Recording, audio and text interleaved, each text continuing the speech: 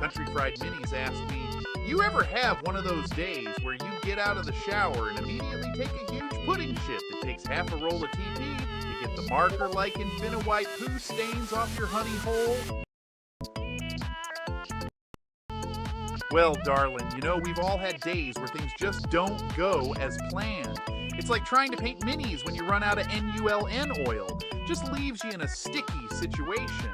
Maybe it's time for a Lil Paint in a Bag moment, but let's hope the rest of the day ain't as messy. Just remember, there's no traffic and keep smiling through the chaos.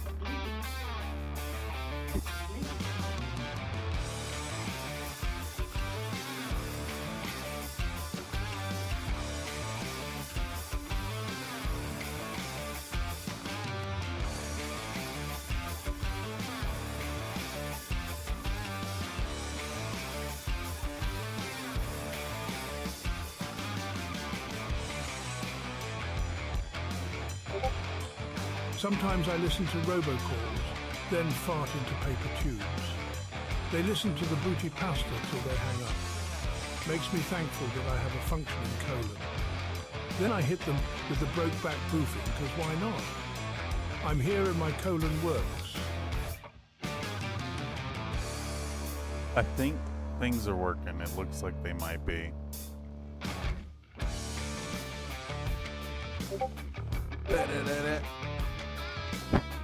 Babink is live. Babink is live. Get your babinks in.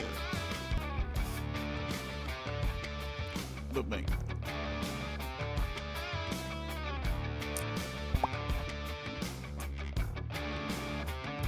Alright, I'm almost there, y'all. I'm almost there. Lizards in my tomatoes. Ah, my penis is on fire. Ah, my colon is full of bees. Ah, lizard. Ah, penis. Ah, bees. Ah, lizard. Ah, penis. Ah, bees. Ah, lizard. Ah, penis. Ah, bees. Ah, ah, ah, ah, ah, ah. I can't take it anymore. There's lizards in the butt, honey. Ah, ah.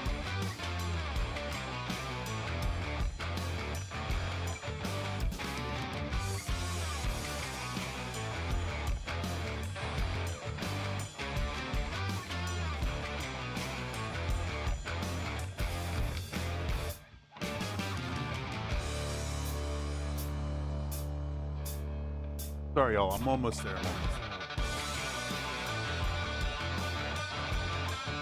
Looks like everything's in order.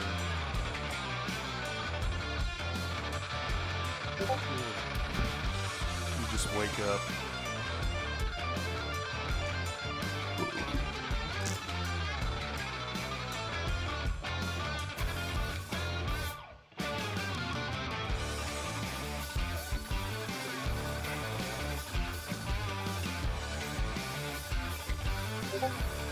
Testing latency 1, 2, 3. It's good today. It's good today.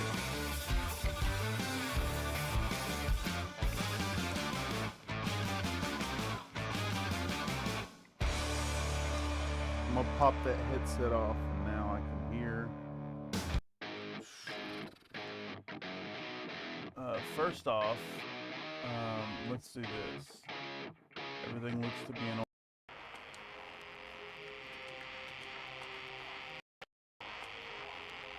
Well, howdy folks, and welcome back to another stream right here on Country Fried Mini. I'm your host Cameron, the country boy in the big city, presenting once more from the Bullshit Corner 2.0, and today we're going to paint some Mechs. Okay.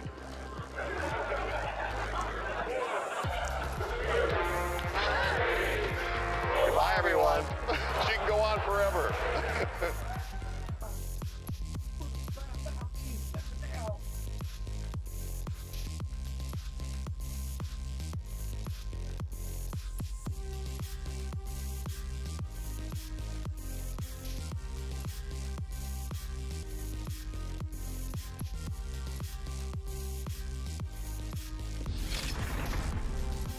A reminder to you all that redemptions are live on the CloudBot page as well as through exclamation point redeem commands such as push-ups, where I will drop and give you 10 every time that comes through.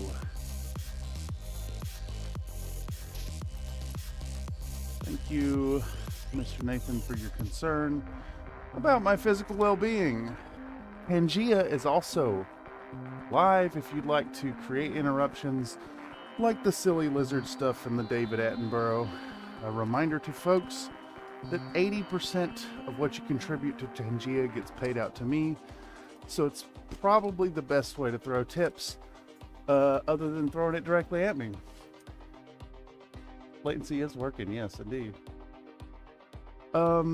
Today, Lizard, lizard, lizard, lizard, lizard, lizard, lizard, lizard, lizard, lizard, lizard, lizard, lizard, lizard, lizard, lizard, lizard, lizard, lizard, lizard. that's a lot of lizard. Yeah, that just like that. You too can do that for just 25 cents.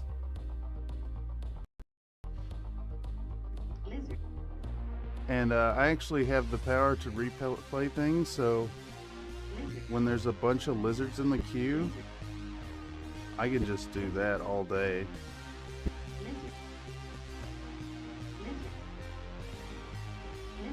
I'll give you a lot of lizard, I bet. I heard about that lizard you got. It's lizard sized. Anyhow, for any of y'all who saw the last time I attempted to stream, I was in the midst of a pretty bad state, and at the time I was pretty resolved to let this place wither away, but over the last few days I have come back with renewed vigor. We're ready to dive in. We're ready to get these projects done. Lots of commissions and stuff. Videos will come out when they come out. I'm not going to make promises to none of y'all anymore. So more stuff, more streams, all kinds of stuff. Nathan says it's skinky. Someone put sweat on the back of it. That's pretty funny. What was I going to show y'all? So today we're going to be working on a commission from my Fiverr page that I have been really far behind on.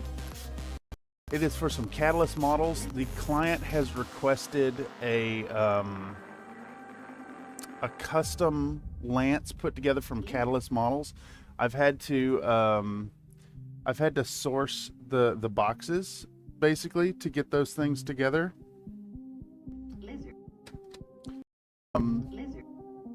So what we've got is the Mauler from the Somerset Strikers box right here. I actually picked up a second Somerset Striker box for myself, which we will paint in the cartoon colors eventually. We used the Wolfhound and the Bushwhacker from that same box. Well, you want to woo woo? You do want to woot woot. Woo. It is that woot You know what I'm woot. saying? Some neighbors are saying way too loud. That's only in the morning. You supposed to be up cooking breakfast or somebody, and so that's like an alarm That's clock. like an alarm clock. What a terrible, terrible individual that Mr. Bub Rub is. So inconsiderate. So we've got a Wolfhound and a Bushwhacker here from that box. We did source the Wolfhound from the Inner Sphere something Lance, Striker Lance, and then we got a Cougar from the Clan. It's over on the whatever. It's over there somewhere. That table's a fucking disaster, y'all. It's got so many like half-finished projects and like sorting stuff. You guys get to enjoy it every time I hop up and do some push-ups. As part of the order, basically what we're doing, we're working on these models, and then we're gonna send the excess to the client as part of the order.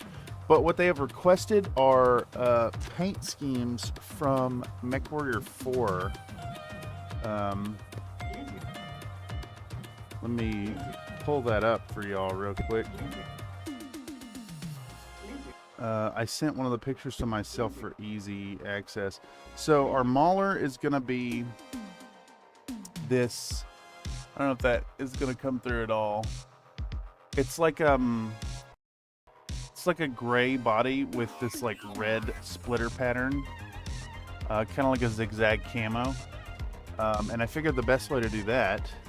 So last night before I went to bed, in preparation for the stream, I pre-primed these guys. Hit them with a gray, hit them with the top-down zenithal of white, and then I built up a gradient on this model with, oh, I can't remember the colors.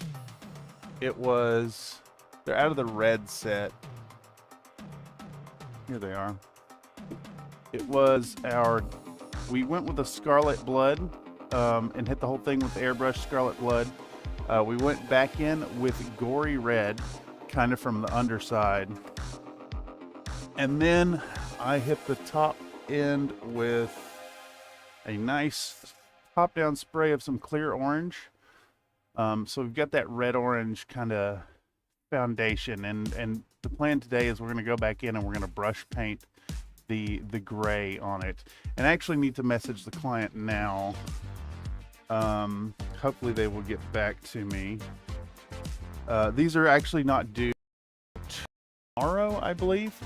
So if we don't finish today, we'll be diving back in tomorrow, but the plan is to finish today. Let me shoot a message to them real quick. How do I actually message on this app? I'll tell you how. It's like this.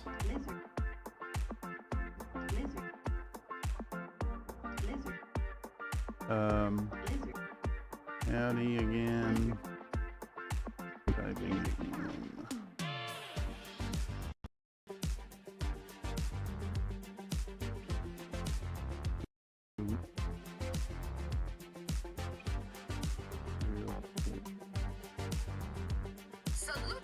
Salute the sun. Oh no. Oh, Poltergeist, hello, welcome. Welcome to the stream. Yes, I was actually just about to message to see if you wanted the little logo painted on these mechs as they go. I can definitely freehand them if you want the logo and some numbering. It's like I don't know if y'all can see that. It's like it's a logo from the Mechs game. It's like a square with fire in it and a little black cactus in it. A message retracted. Well,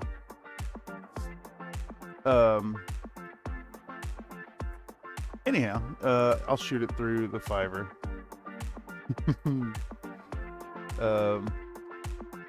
So we've got those, and sorry, I'm gathering my thoughts, y'all. Let me go back to the pictures here. So man, none of these show a preview, do they? Let's try to get a good image here. Our other mechs are like I don't know if that's going to show up at all. You basically can't see it. It's like a burgundy, kind of like a reddish brown burgundy color with these like kind of zigzaggy patterns on the. Is that going to show? You see that? No. This camera just won't focus either. So it's like a golden yellow kind of zigzaggy pattern that we're going to put around the ankles and the legs, and I believe it goes up the back, and it's on like the forearms.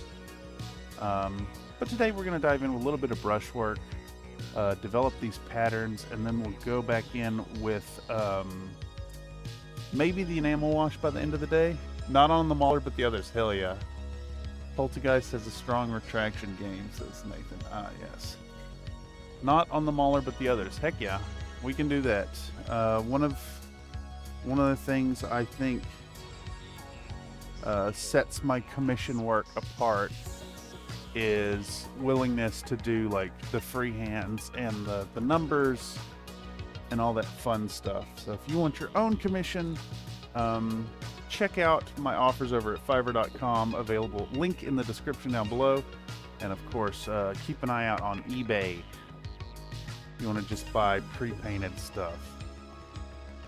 All right, so to get started today, we're going to get in initially by hydrating this wet palette.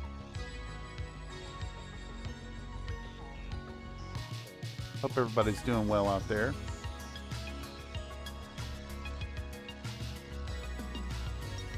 Best of luck trying to get the Merc paint job.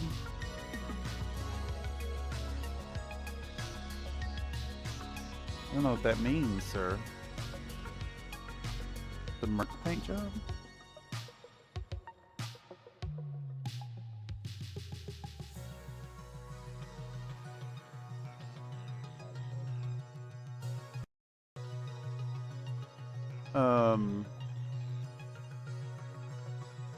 Yeah.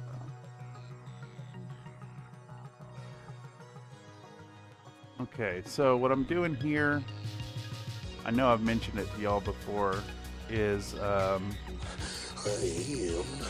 adding a little bit of the cream of the crop. Adding a little bit of paper towel to the top of this. That does it better. I find that the sponge in this Army Painter wet palette tends to hold on to the water a little too well. It doesn't release it into the paint. So this paper towel layer has helped quite a bit. It's just like a nice interface. It's a little more wet than that sponge. Okay, so who are we going to start on? I think we'll start on the Mauler first, just because it's the single duder, and then we can put out the foundational golden colors on those other mechs, and get stuck in on that. Let me make sure this is up so I can see. I've got the admin page open on Tangia if you send any penises. Go For It Painting says, hello, have a great paint job. Thank you, sir. Hope you're doing well. I think it should be fun today. It should, in fact, be fun today. And I think we might even pop out the paint handle. One sec.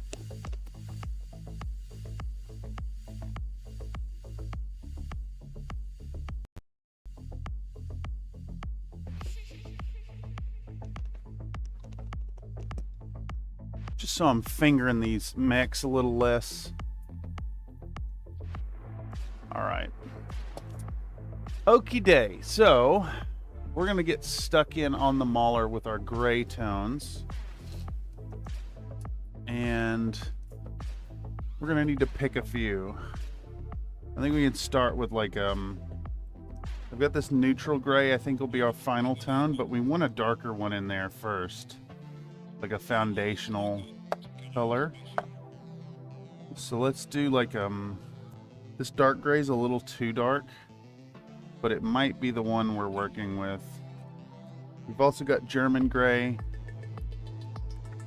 Might have to do a custom blend.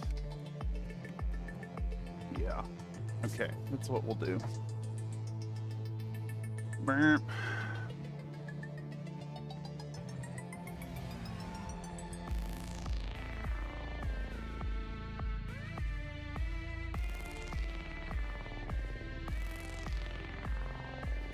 Let's take care of that real quick. Okay, so I think it may be time to get out Oni Lab.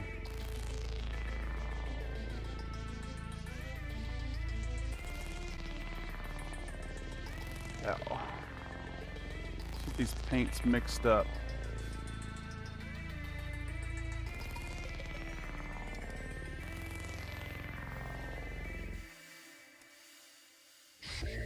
Alright, so just gonna give these a nice little shake.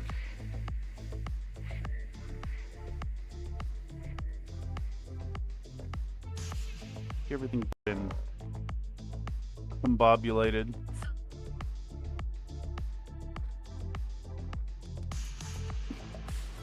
No fucking way.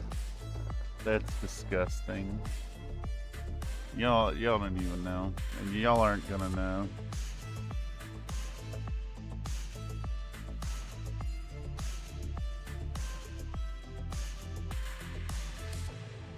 Y'all ain't gonna know. I have secrets. Alright, so I think the German gray is gonna work fine for what we're doing here.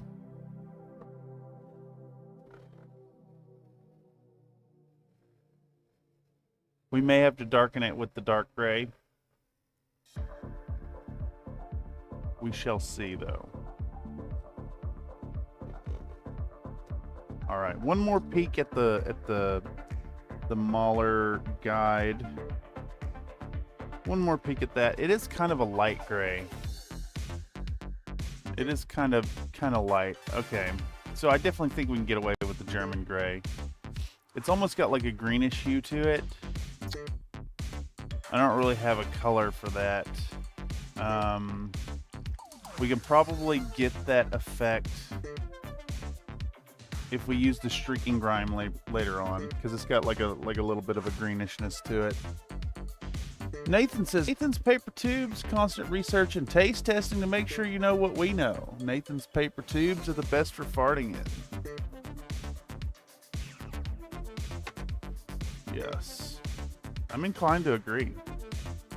I cannot think of a better paper tube for farting in. Alright, so let's get in with the German gray first. Just get a nice little puddle. I think that's enough. And we're gonna go, what is that? Like a 4:1 thinning ratio? No, we'll do 2 drops because that's what came off my brush. Who's our brush today? Who's our brush today, y'all? Who's our brush today? I'm eyeing this 20-0. I got this hook tip 1. And this one looks really good. This 3-0 round. I think that's what we're working with. Alright, how crispy are these? These are hella crispy. Let's give them a swizzle. Let's give them an acetone swizzle before we start. little acetone makes the crusties come free.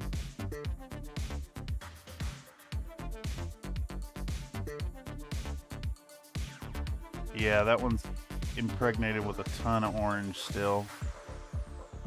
I wasn't sure if that was the color of the bristles or not. And it seems my suspicions were well founded. Okay. This one too.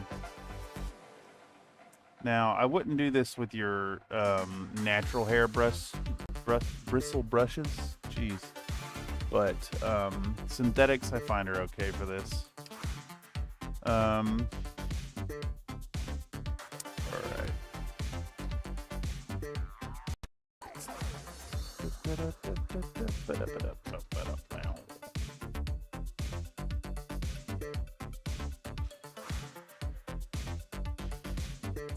Okay. I'm going to gently use the back of this brush here to stir. I usually prefer that, but I find that it tears the paper if you're not careful. So bear that in mind if you're doing it yourself. All right, one last peek at our work here.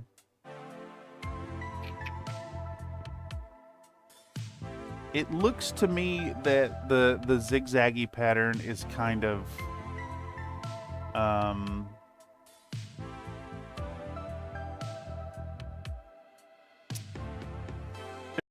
shape, or neither color has like a particularly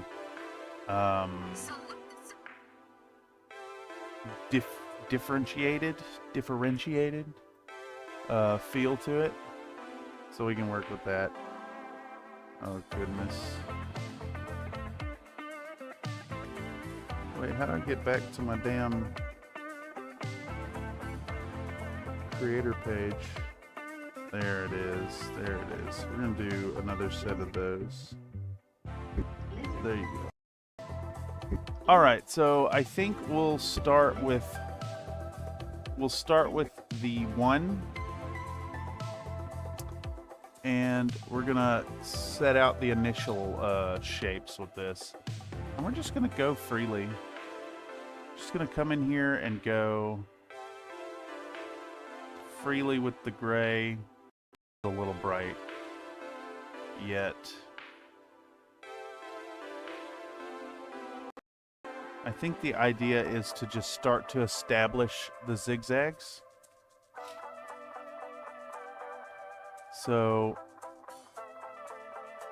we're gonna attack this with like a few right angles in the pattern. And we'll come back in with another smaller, finer brush to refine it. But initially, we're just going to hit these big areas and try to get that feel down, you know? Is that in camera for y'all? I'll try to keep it in frame. But with that, we're off and away. Applying some paint today. Hope y'all are having a good day, whether you're at work or at the hobby desk, whatever you're getting into. If you are at the hobby desk, let us know. Join the Discord. Show us what you got, what you're working on. I think I speak for the entirety of the Country Fried Minis community and say that we'd love to see what you're working on.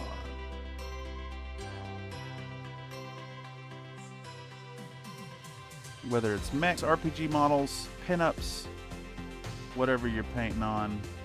If you're working on neat stuff that isn't necessarily mini related, that's all welcome there.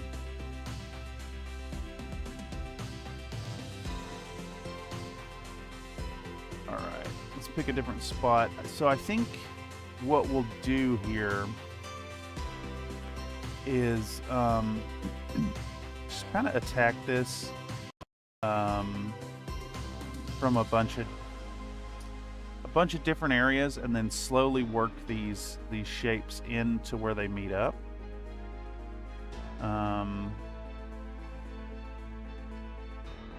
And as they get like smaller and smaller, like the area in between gets smaller and smaller, we'll condense it. Man, my German gray is doing that weird thing again. So I find that this German gray, like, it's like it's two gray colors that won't fully blend, if that makes any sense. Like, when it's real wet and runny, it's like a lighter color, but as you get to the end of the brush, it starts to darken up considerably.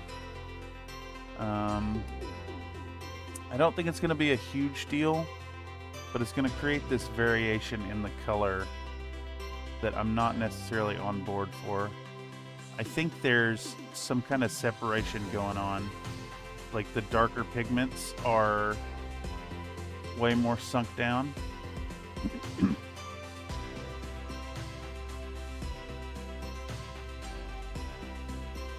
Don't know what to make of it. Don't know what to make of it. Let's close this and restart it.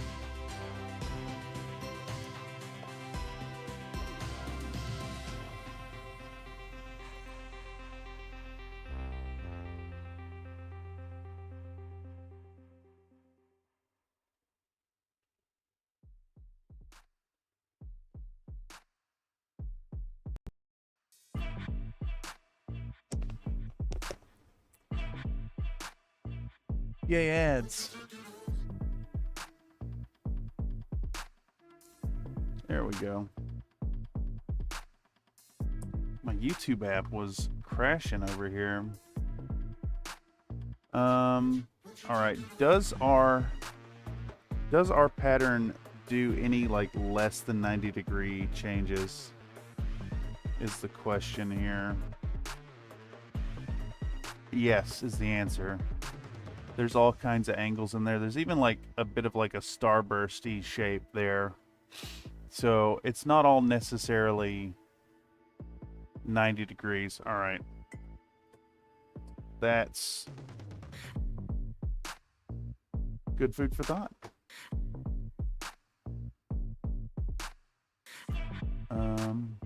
So let's get in here and I guess we could start with like square-ish shapes. It's almost like what's that pattern called? Like a splitter pattern? Reminds me a lot of doing the dazzle work for Comstar's challenge with the supernova. And take some of that to heart, perhaps.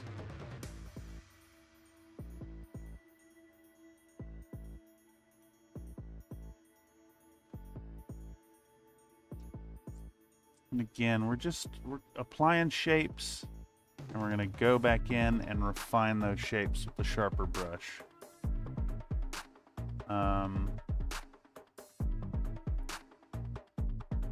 I think on this model we'll get the majority of our like shading, our dark crevice colors from the enamels later. And we're definitely going to be doing metallic bits in the joints. So any of these like round segments in the knee joints and stuff, we're not too worried about getting paint on them. I am the cream. Are you the cream? The cream of the crop. The cream of and the there crop? is no one that does it better. So I have bad news for you, Mr. Comstar. I went to create a lizard redeem last night. And I was inspired to do an impromptu stream. I was so excited, and I hit the go button, and I had 0.02 megabits per second upload. Yeah, Comcast fucking killed yet another stream. I do. Give me 10. So I got disheartened. It didn't make your lizard claim, your lizard redeem. You got it. Push-ups coming right up, sir. Bye, everyone. She can go on forever. Back down we go.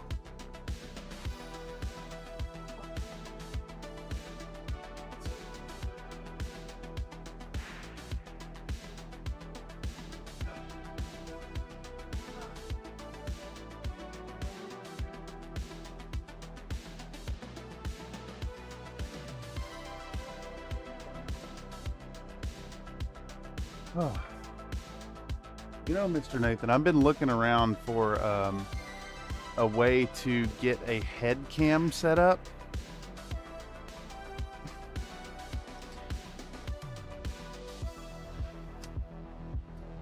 So y'all can see those push-ups.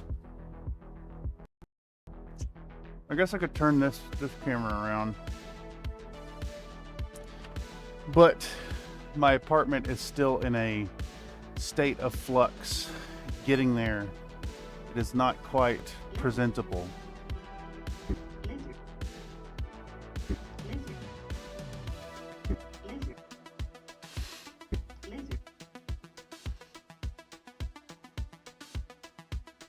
Slowly, slowly, slowly.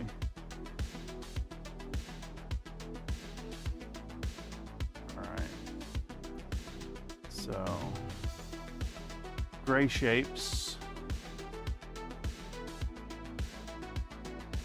You're gonna have to push this model through an ugly stage till it gets there.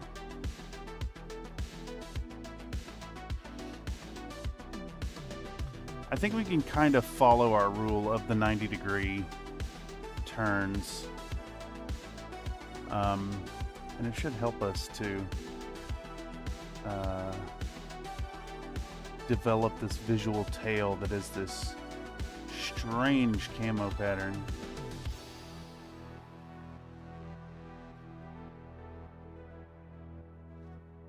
But we do need to remember to zag it and zig it so that it makes a zigzaggy feel.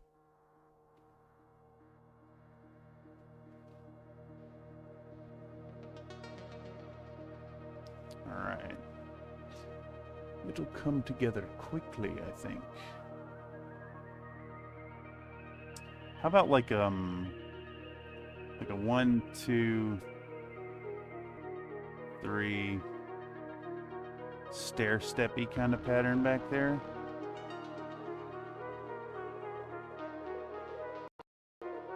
That ends in like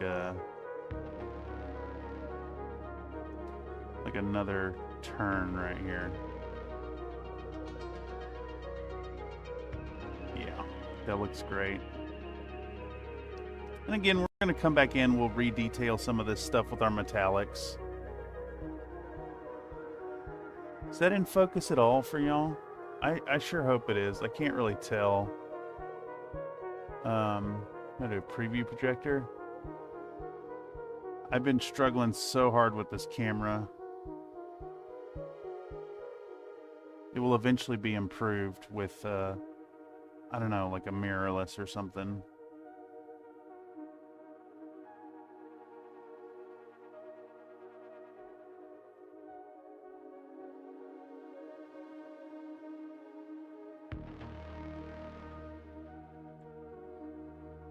Looks decent. Looks half-ass decent. Is it like...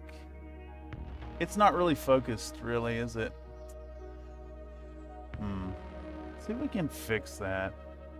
The webcam focuses on the fucking desk instead of what's going on in front of it, unfortunately.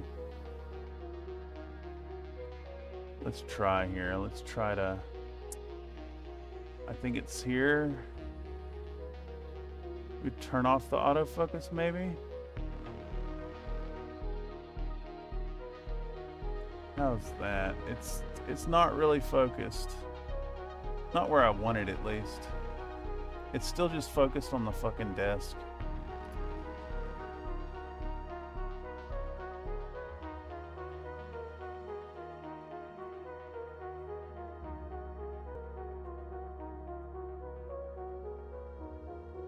That's decent. That looks okay. Yeah, that looks pretty good. Okay, I can live with that. I can live with that. We can maybe bring this camera in a little too. Close.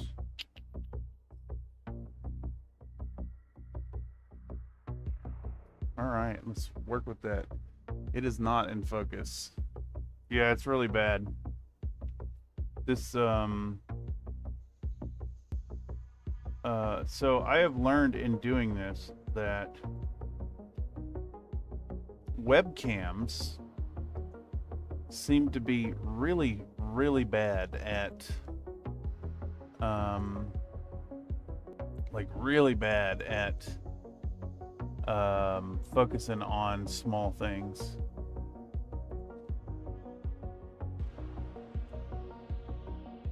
Ooh, I can see live feedback of that focus. Okay, so that is like about as good as this camera is gonna do. It's right in there. That's way better. Way better. What happens if we zoom in? Oh yeah. So our focus is kind of high, like up in here. Yeah, look at that. Sick. I can work with this, I think. So, where is our focus point? If we slide it here. Okay, so that's further down. This is where we want it, right there. Yeah, that's nice and crisp. How about that? I don't know if I can maintain that, but I'm gonna try. If I just lock in. Ooh, I love the ads. Love the ads there. Yeah, it looks really good to me now. I can't make out shit on the phone, but I can see on the playback here that it's starting to work. Okay.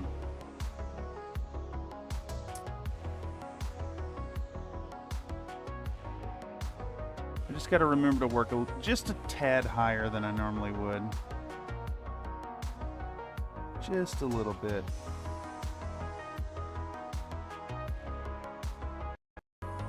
And again, we're just forming these shapes. We form these nice shapes, and then I don't know if y'all can see the the quality change between like brushstroke to brushstroke on this dang German gray. But that's fine. We'll use that to our advantage. We'll get a little like natural variation. We'll minimize that when we highlight the gray. And then bring it all back down at the very end when we apply the streak and grime pen wash. I think we want something kind of on the inside of this leg towards the back. Right here. So like, pow. Big shape.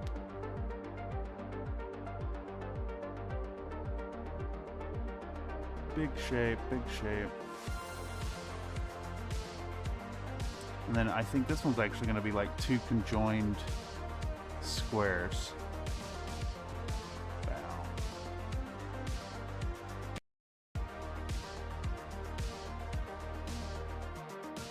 I've said it before when working on a camo pattern. You kind of just let the model talk to you, if that makes any sense.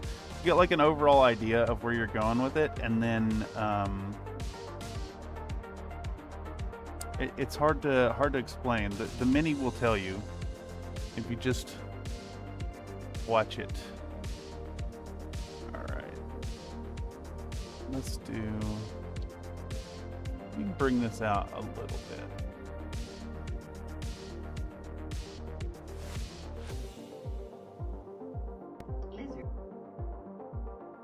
I'm the colonel of the motherfucking tank. Y'all after big things. We after big bank third ward hustlers, soldiers in combat. Never gave a fuck about no hose on our riches. People come short, I'm digging ditches. MP, pulling stripes, commander-in-chief. And fools run up wrong, I'm knocking out some teeth. I'm down here slanging, rolling with these hustlers, trying to get rid of all you haters. And you busters, stepping on toes, break a beep's nose. In the projects with Capellans, anything goes. Oh yeah, David Attenborough. What a character. Nuh-uh.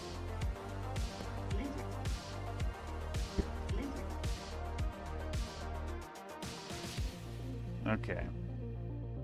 Alright, every little patch here brings us a little closer to the fun parts. Unfortunately, when building up a camo pattern, there is a lot of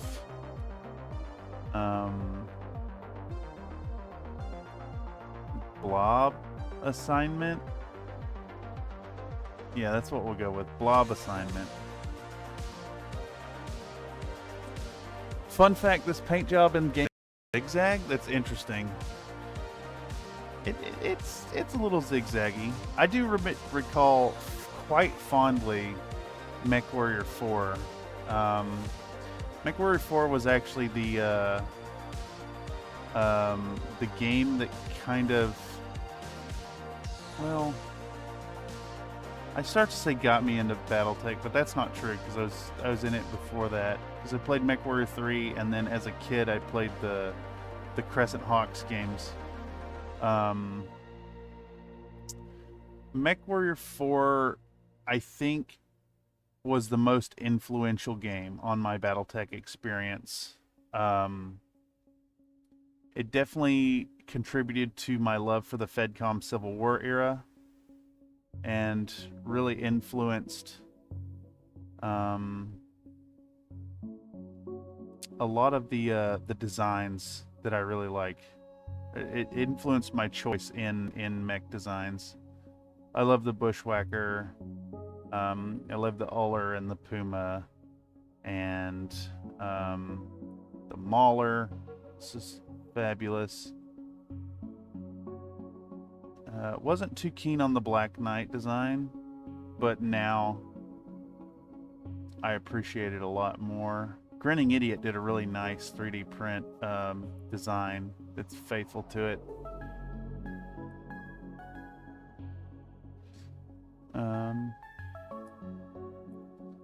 Played many hours of this game though.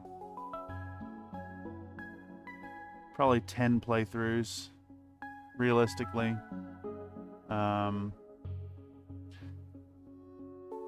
Playing back through it when Mech Tech did the expansion was really cool. There's some fun designs in there. Getting to play with like the Grim Reaper, and there are a few others. They're not really standing out in my mind. Howdy folks, welcome Frank M. Hope you're doing well today. We're back at it. Right back in the corner. Putting a little more paint to model to mini. We got this commission that I have unfortunately put off till really late in my production queue. So we're gonna fast track this and give it lots of attention over today and tomorrow. Get it off to the client.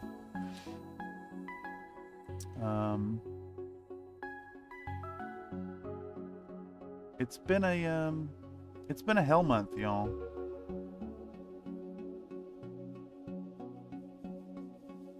I posted a little bit about it on the channel, but mostly folks in the Discord would know.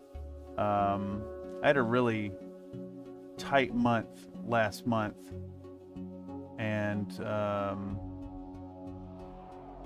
basically had to come up with 2 months worth of bills. So I've been really stuck in on painting for eBay and taking on as many commissions as possible, and trying to mitigate the burnout. So a lot of these projects have run right up to the very last possible second, including some extensions even. Let's see if we can't wrap this. You know what? I think we want a 90-degree change right there. That's what we want. Bow, like that. Yeah. Get the zigzag. It can't be a zigzag pattern if the spots don't zig and zag every now and then, you know? And we'll clean it up too. All right, it's starting to get there. This is almost the saturation of colors that I was looking for. I think we'll put a little bit of gray inside this thigh here. That looks like a good spot.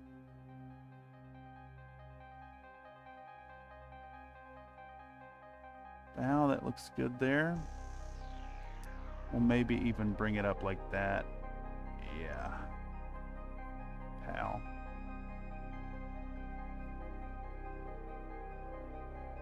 Now the one that's got me nervous now, actually, how we're gonna work out the Black Knight patterning on the other set. Kurita, it's a camo pattern from Mechwarrior 4. So I think it's more of a Merc thing. But it definitely could be Kurita. I see that for sure. Almost like what, like a Legion of Vega thing maybe?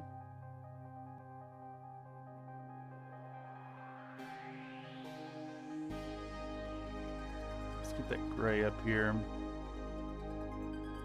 So I'll go a little faster once we have the patterns defined, of course.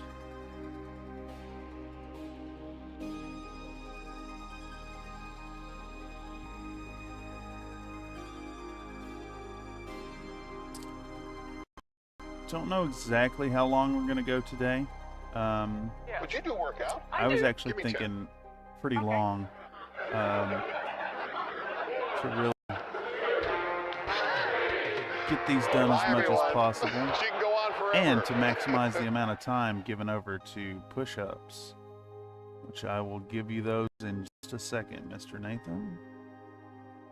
Thank you once more for your care and concern about my physical well-being. Here, I'll leave that there so you can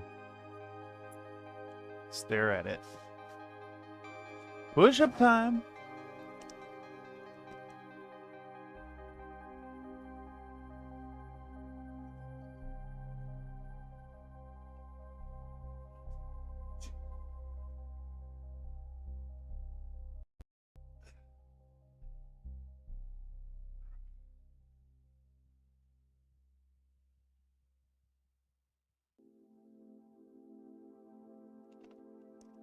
That's 10 more for you. I'm going to fill my coffee while I'm up.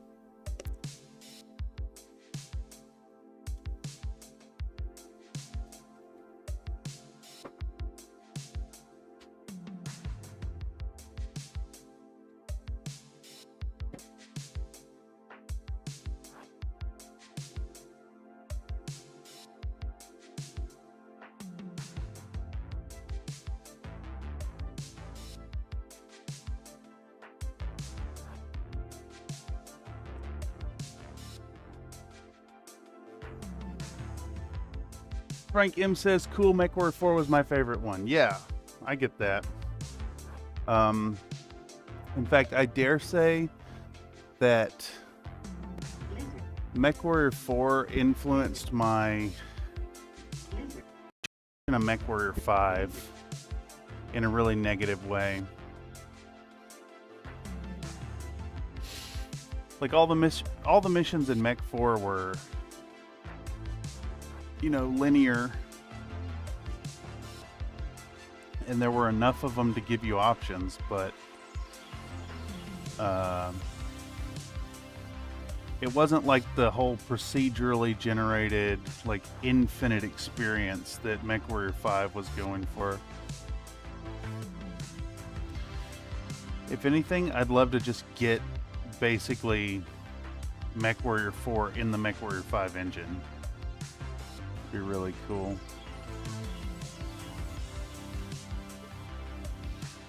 Alright, let's do some more pattern definition here. It is getting there. Eventually this mini will tell us when it's done receiving these shapes, and then we'll go into highlighting.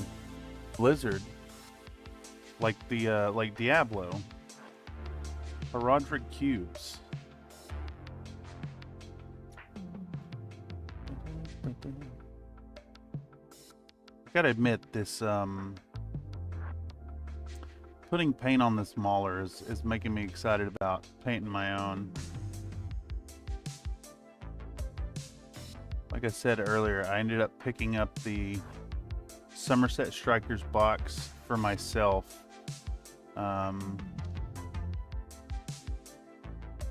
To do the Mechs from the cartoon in the proper colors. So keep an eye out for that at some point on the channel. And as always, you know, they get painted up for the eBay store, so if you want to get your hands on Country Fried Mini stuff, make sure to keep an eye on that. Next up is going to be Death Commandos.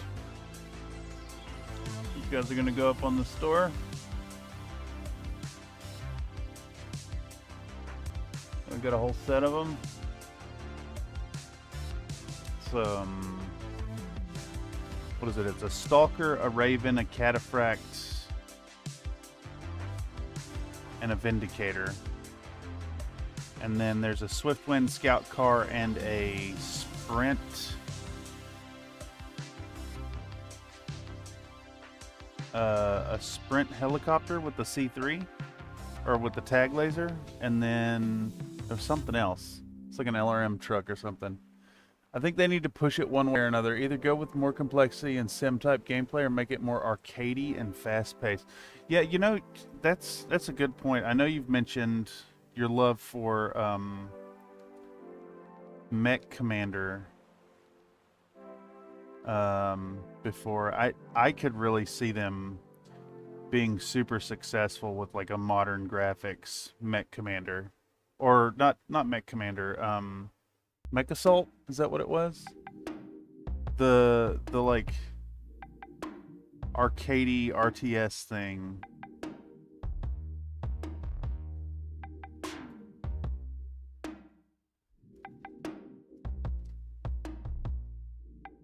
I can't remember now. I'm conflating the two games. That's what happens when you try to think, you know. Alright. Try to keep this in frame for y'all.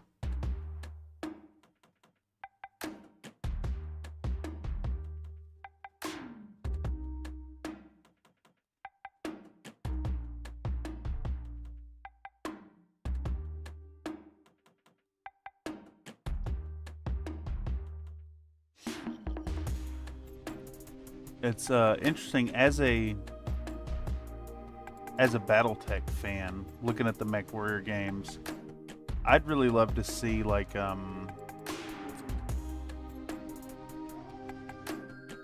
very nice like story-driven experience that focuses on like less custom, more like detailing the movements of like a unit within one of the great house armies or something. Like more stock mechs, maybe coordinating actions with infantry and stuff, or even like infantry scenes. Imagine a little bit of like Titanfall style action in a BattleTech game.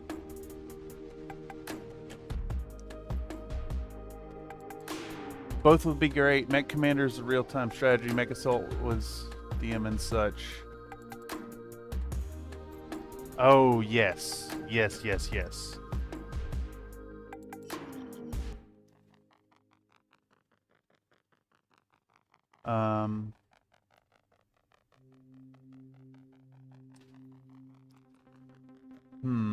You know, Mechwarrior Online almost captures the mech assault thing. Almost. It's there though, because it's like got the big pay to win aspect is very present there. Meta builds and whatnot.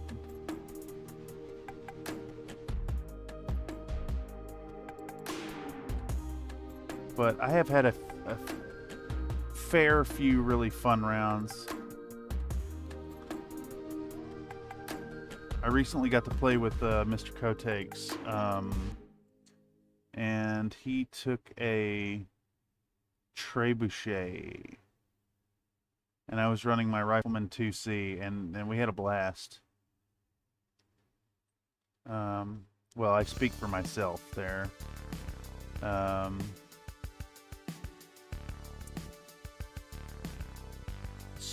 Spotting for the missile boat, watching it do its thing. Okay, I think we're just about there with this coverage of these splitter pattern thingy-mabobs. Just about there. We can come in and start highlighting now. Well, in a moment. Let's see, needs done. Where else needs some? Maybe a little bit in here. It's a little too red. I think we need like a pow right there, and then coming up over that. Yeah. Yep. Right here. Choom.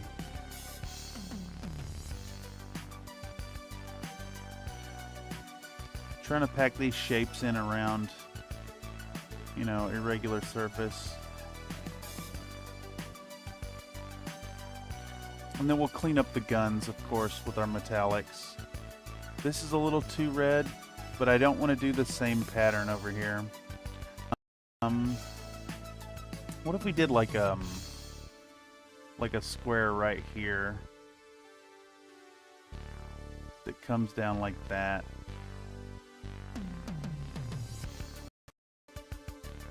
Right here. All right, did this boy have zigzag on his head?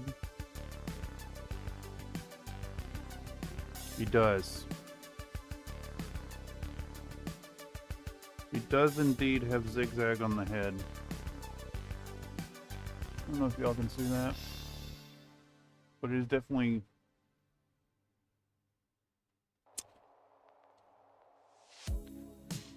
It's a little hard to pick out what is what here. I think it's a little more gray than we've gone for at this point. So let's keep that in mind and come in and start like really graying it up a little more gray than red. I went with red as the base tone because it's a lighter color, and I figured it would be easier to airbrush the red as opposed to trying to go in with the brush and end up having to do like 20 coats, you know. Let's get that grayed out there. Actually, you know what? We can just use that as the continuation of this gray right here. Yeah, there we go. Sick. Just more gray overall.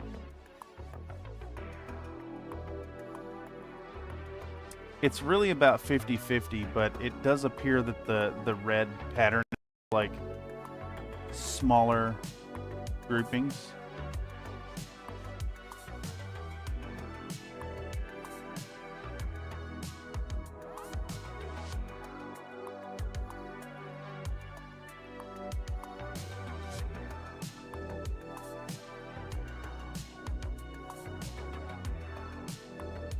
Get that all grayed out.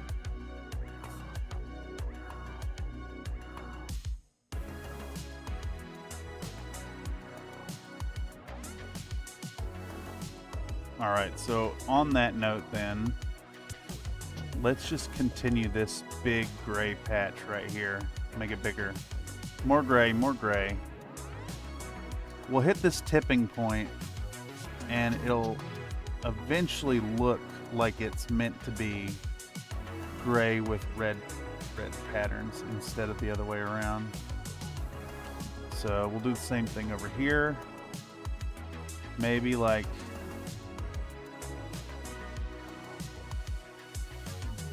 maybe we can unify these two sections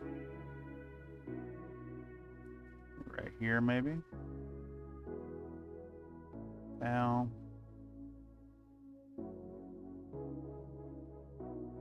okay, cross that. Let's get more on these arms. So like we have this kind of stair-steppy thing. Let's actually bring that stair-steppy thing down underneath the arm. It does suck we're losing a little bit of that undershing, but that's fine. Yeah, that looks great. It almost wraps all the way around. Fuck yeah. We can expand. We can expand this pattern to where it like touches the other one, I think. Like that. And we'll make this a big square right here. Sorry, I'm struggling to keep this in frame. I'm just hella focused on the model.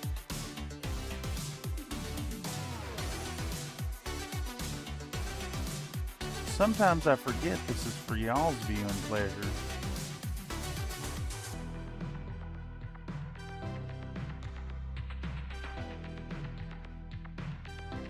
That doesn't mean I ain't thinking about you though. I'm imagining you all naked right now. And it's hot.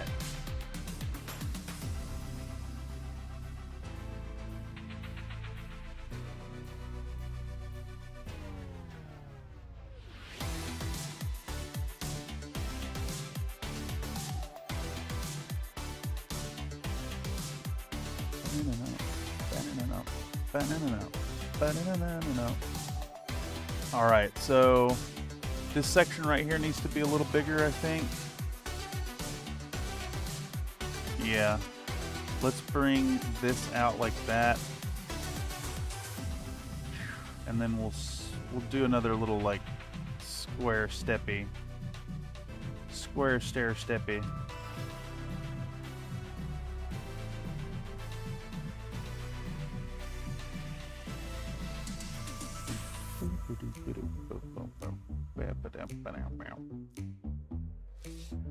All right, this arm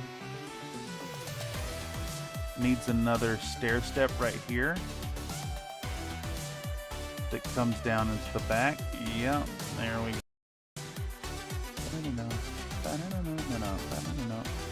But you do work out. Do I work out though? Okay. The answer is kind of. I do it when you tell me to. Bye, everyone. She can go on forever. All right, hold on. I'll do that. Right, meow. Push-ups coming up, sir. I am the cream, yeah. The cream of the crop. Cyber banana and there is song. no one that does it better.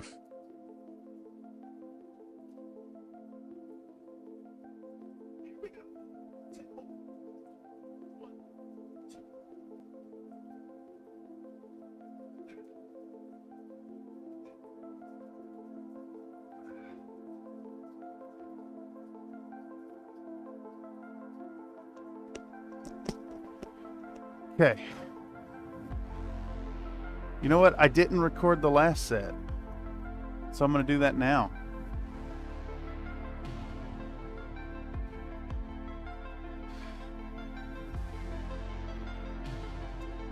We're up to 40 today, sir.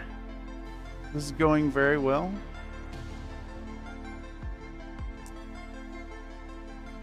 I hope so. I'm not 100% there in my mind yet. I'm still a little nervous about the Black Knight pattern. But I'm confident we will hit a workflow, like a process flow, and pick it out.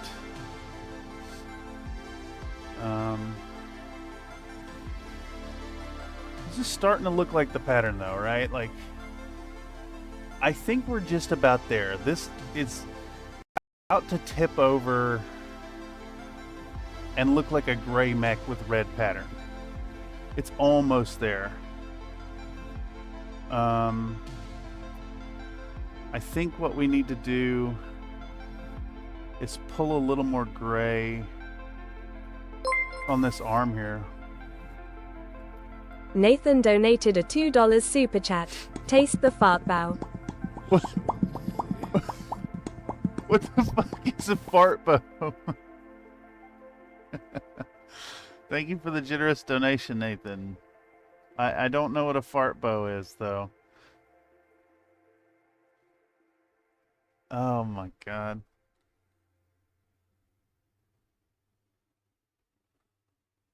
You're gonna have to explain this one to me. Is it like... I mean, I'm afraid to ask. Tell you the truth. Okay. This is a really big pattern here.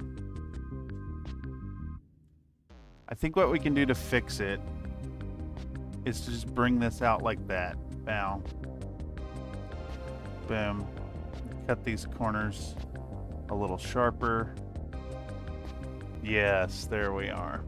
Now it's starting to look like a gray mech with red. There's a lot of red here. And I think we can fix that one by increasing the size of this gray to right there.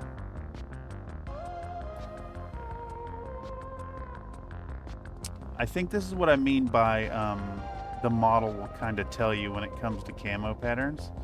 You just, you know, give it a quick guard, and then it should inform you like where it needs stuff. Like right here, we need a little gray coming up on that knee. Bam.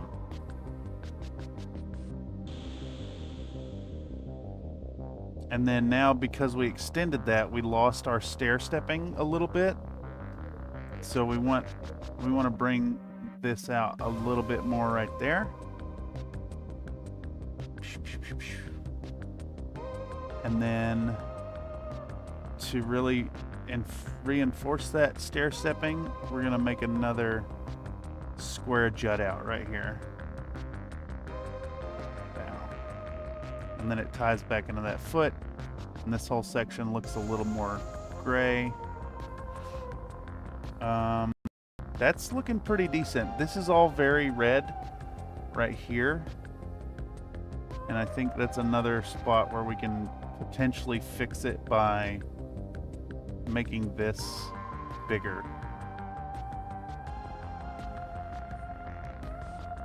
Bigger gray, and then we'll compensate for the change in shape by bringing another square out into it. Really just reinforce our stair step again. Ow.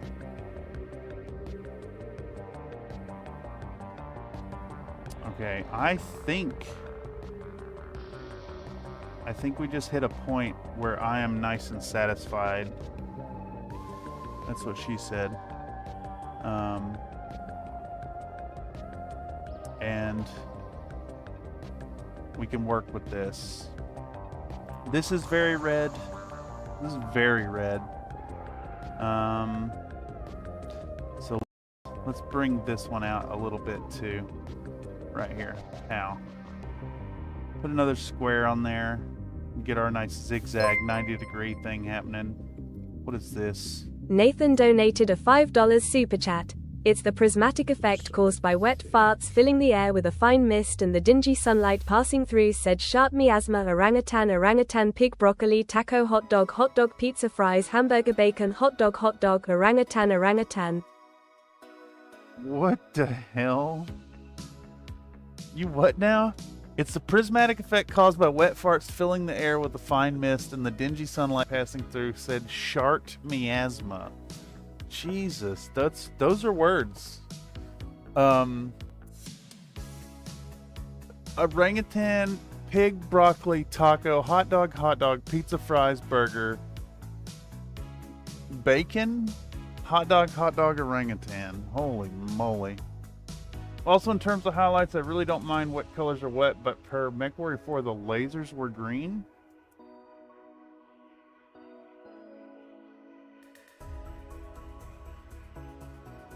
Does the Mauler not have PPCs? Also, I do like that you're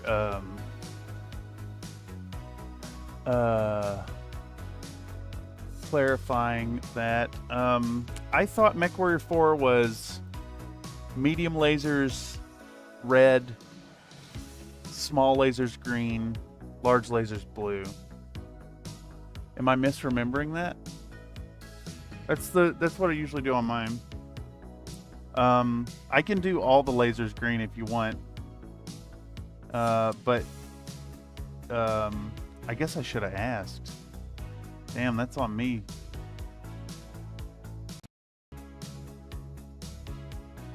That's food for thought for future commissions, actually. Remember to ask what color lasers.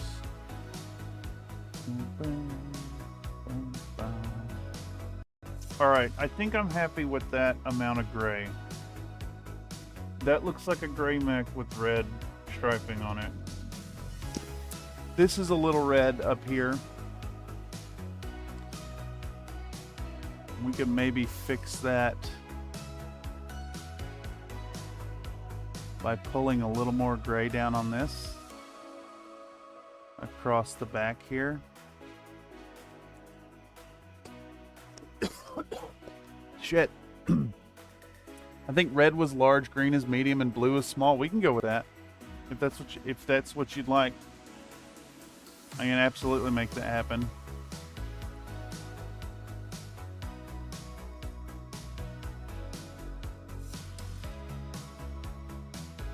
Hey, the better I am able to render your vision, the more satisfying the final results. Okay, so with that, we've got our gray on there, I believe.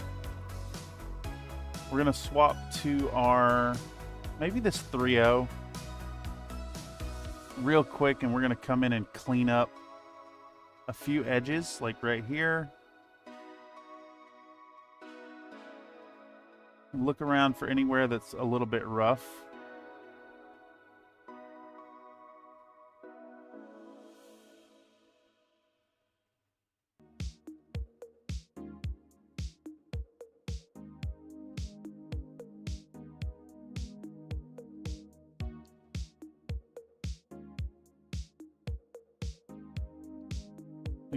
Bring this all the way across right there. It's got a weird change on that pattern.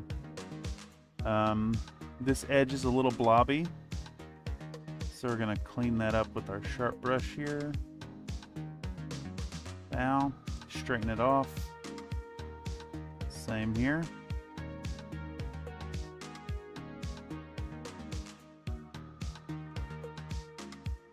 Get some nice crispy edges.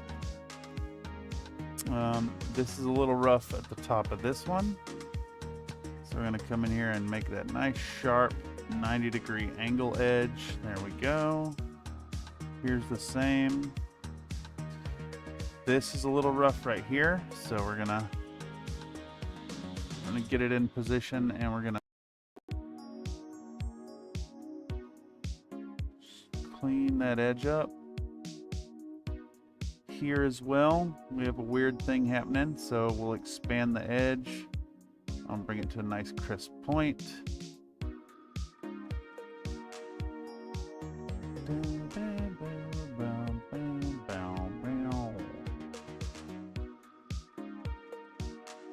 Okay.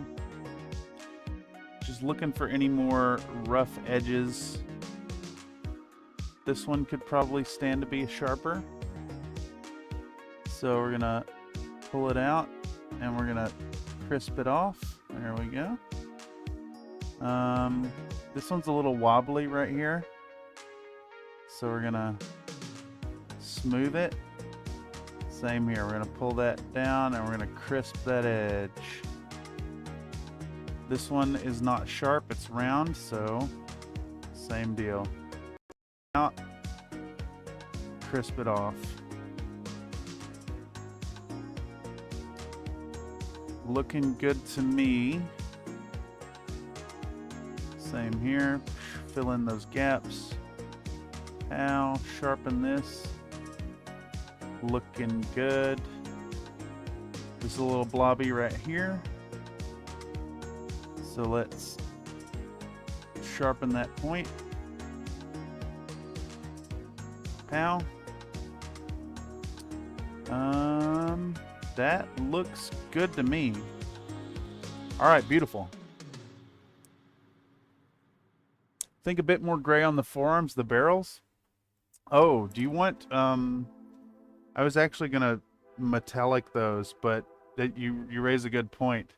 He does actually have gray all the way out to the end of the guns. Okay, yes, let's do that. I was thinking they'd be metallic, so instead of doing this whole thing metallic, we'll make the tips metallic. See, oh man, and this is really good food for thought for why I like the whole idea of live feedback for clients. Yeah, dude, let's fucking go. Let's make this pattern really sing. I'm gonna wrap that like way around back here.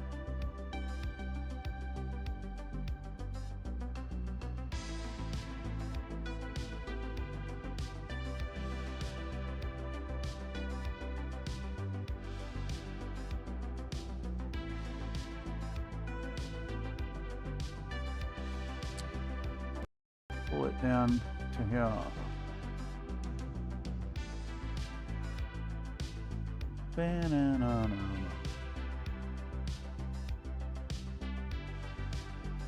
My paint is starting to like separate out into these two tones.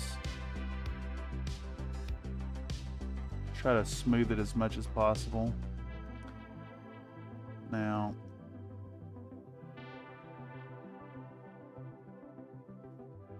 and then we'll do the same on this end here.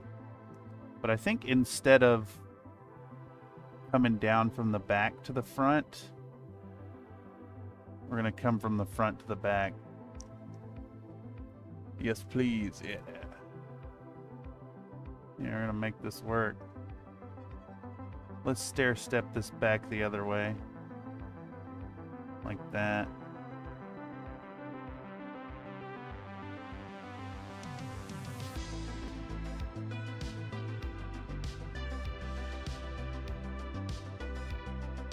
So I'm thinking the tippy tips will be metallic then.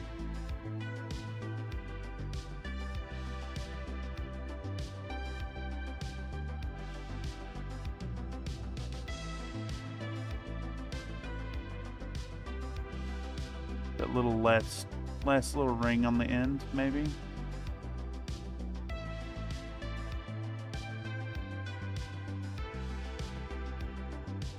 Maybe not.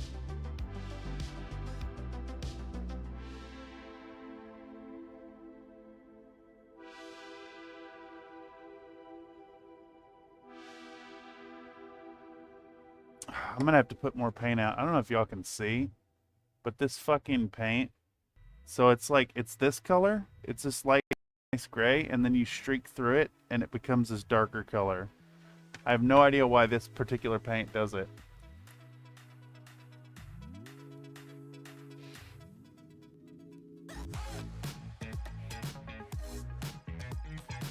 But it's really, really frustrating at times.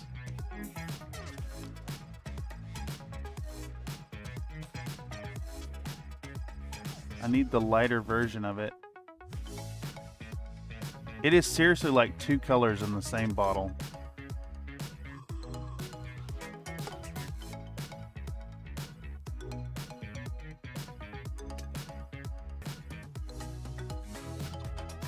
Hello, welcome, Squarepeg. Hope you're doing well. Alright, maybe if I just skim it off the top, I'll get that lighter tone. Yeah, there we go.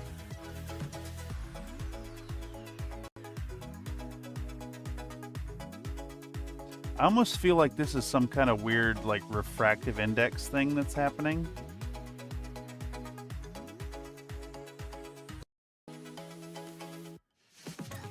Alright, now I'm going to go back to our 3.0.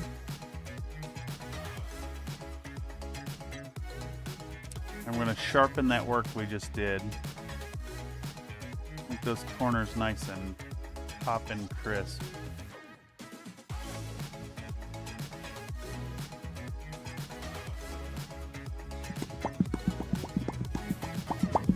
Nightbot is calling for a popcat. I woke up 30 minutes ago. Sleep till... You know, it's okay sometimes to sleep that late, sir. And in fact, I got something for you, Mr. Squarepeg.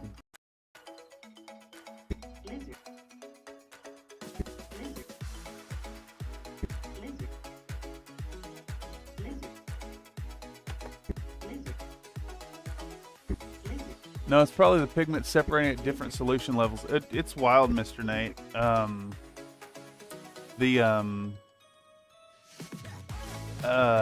It's like, I don't know if you can see.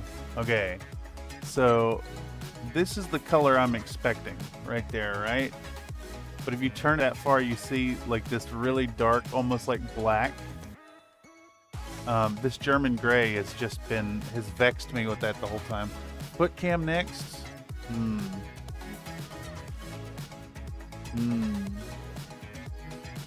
I gotta admit, y'all, my feet are starting to look old. Not a fan.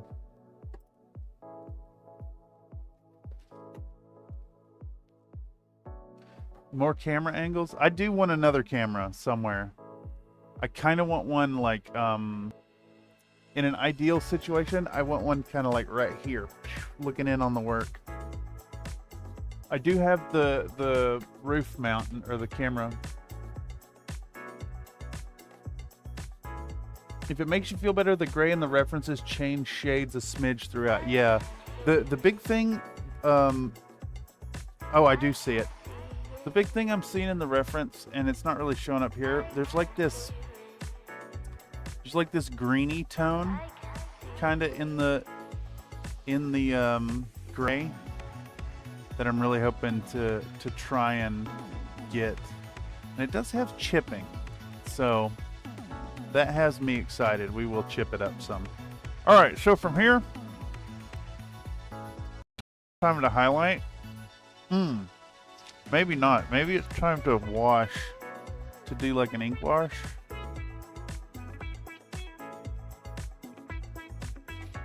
I don't want to overdo it with a wash, though. Not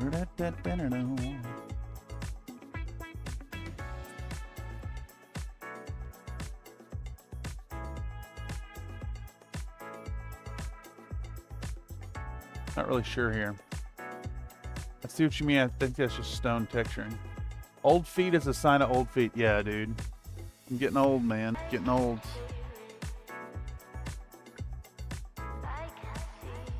Okay, so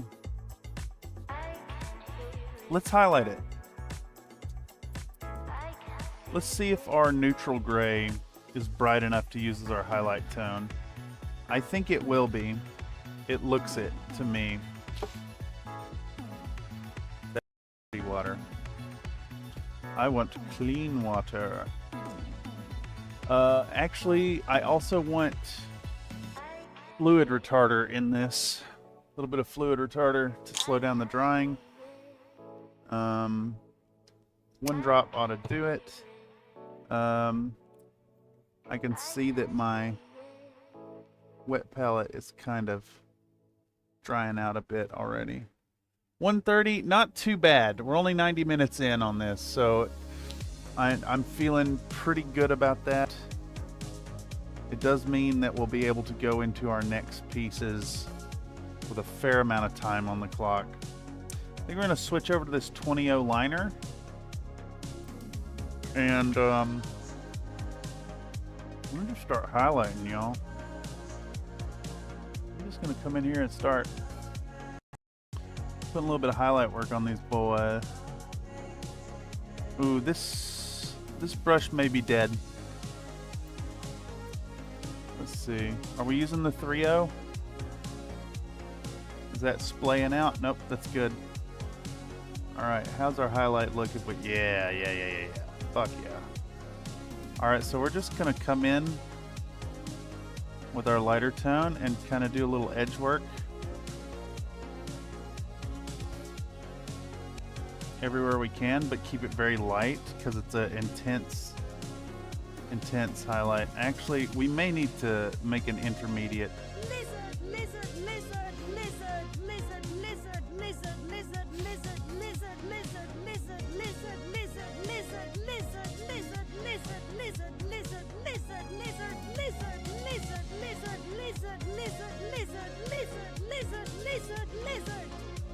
500 characters for 25 cents.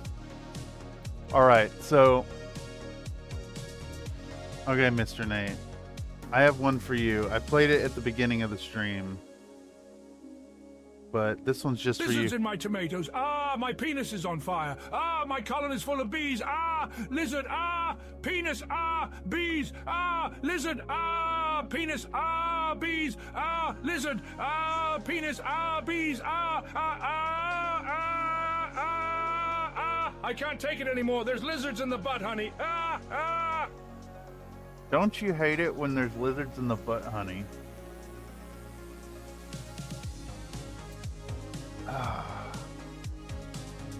You know, I still maintain I'm pretty much fully on board with the lizard thing. It's so fucking funny. Alright, so our highlight is a little too bright. So I'm adding drop-wise some German gray back into our neutral gray. So we're using 70.992, 70.995 here.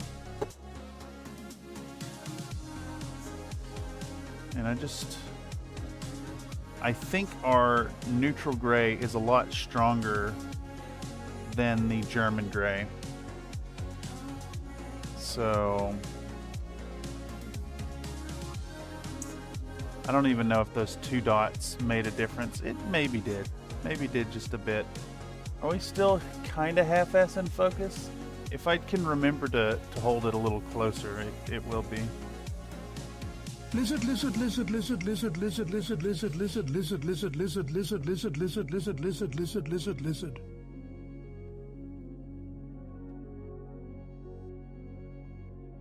Lizard, lizard, lizard, lizard, lizard, lizard, lizard, lizard, lizard, lizard, lizard, lizard, lizard, lizard, lizard, lizard, lizard, lizard, lizard. Hey, I can't complain too much, y'all. That's money in my pocket every time one of those pops through.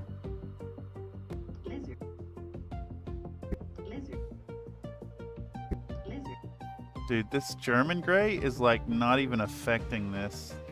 Maybe that shifted it just there. We hit a threshold where that works. If you want to get in on the Tangia shenanigans, link in the description down below. Basically, toss $5 worth of coins, and that's enough to do 20 TTS on the channel. And of course, Tangia pays out 80%.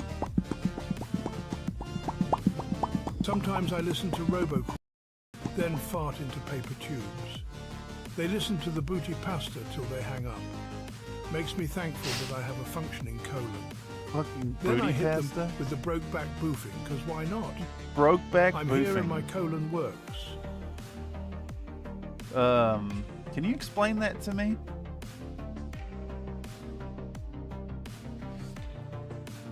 Alright, so we've got our nice highlight tone, and we're just going to come in wherever it's appropriate to put some highlight down and add a little depth to our areas of shading, or our areas of gray. It's okay if we're a little rough here, because we're going to come back in eventually with a nice enamel coat that will kind of tamp everything down and then give us a little depth. It's hard to see the effect of individual strokes here, but as we put more of this down, it'll become more and more apparent. Get that depth in there. So this and that. Bam. Chow. Normally I don't put this much effort in highlighting the feet, but this time around our client's basing will be plain black bases, so the feet will kind of stand out more than they would for most mechs. So much so that, well, we won't be able to do dusty dry brush matching the soil color, which normally would preclude a lot of the shading on the feet.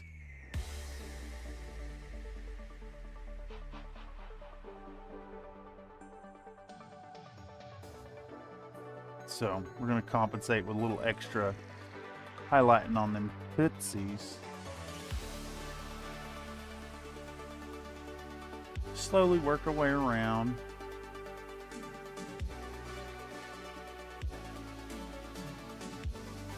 Layer in that gray. There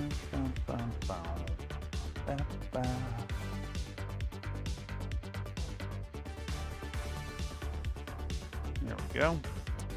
One section done, and y'all should be able to see immediately the effect of that little bit of highlighting. Put a little bit down here too. Sure, the colon denotes the beginning of lists and acts as a thought separator. Ah, yes, yes.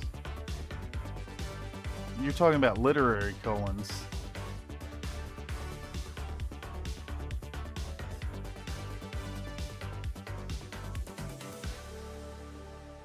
All right, so that's this patch highlighted, and we can start working our way up the leg. Let's hit that thigh now.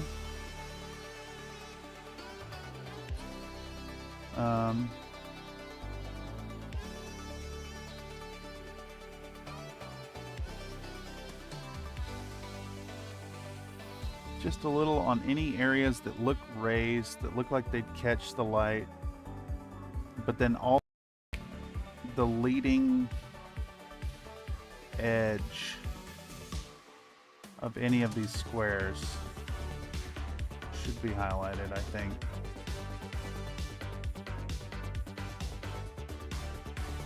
We're also trying to unify some of the tonality.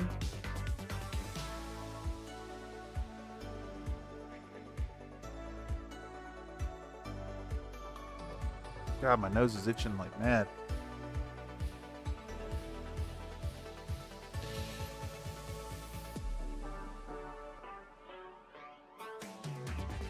Only colon you're familiar with.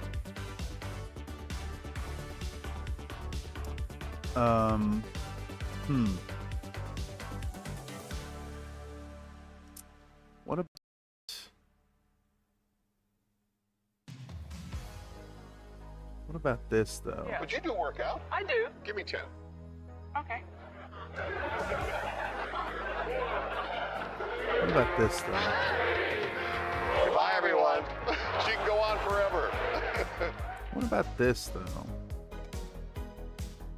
Let's approve that while I give you push-ups. 15 cents to draw on the stream, y'all.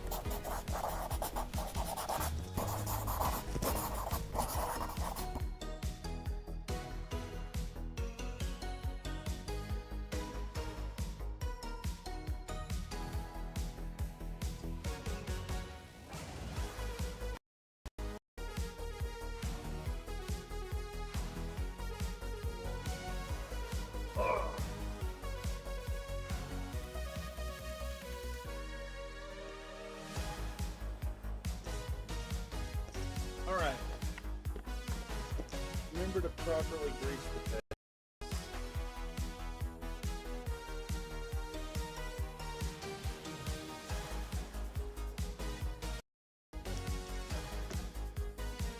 Indeed! I think it's time to get out the magnifier.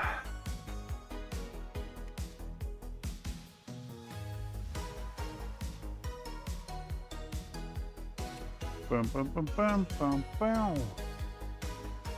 Let's see. Right here. Let's see, how in focus is it right there?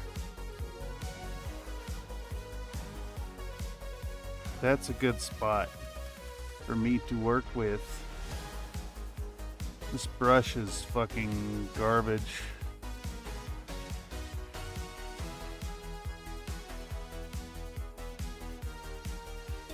Unfortunately. It's garbage enough that I'm gonna grab another one.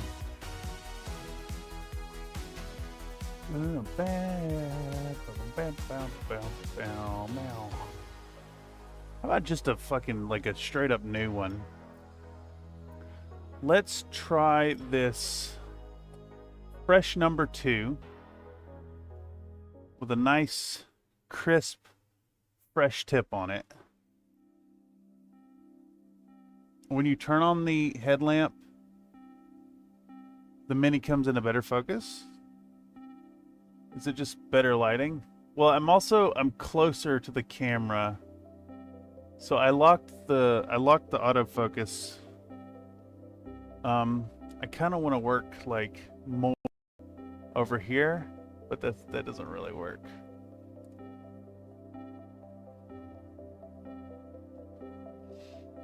Is that, we got a good focus there? I think so. I'm just trying to be mindful and like, if I lock my wrist where we're working, oh yeah, look at that, nice crisp edge.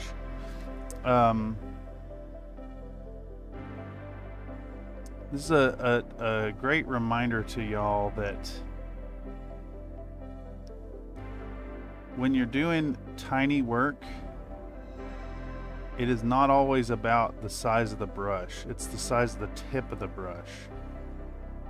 So like, this is a number 2. This is a pretty fat brush, but it's got a brand new crisp edge. Really, really sharp tip. And it is letting me do so much finer work than that 3-0 was doing.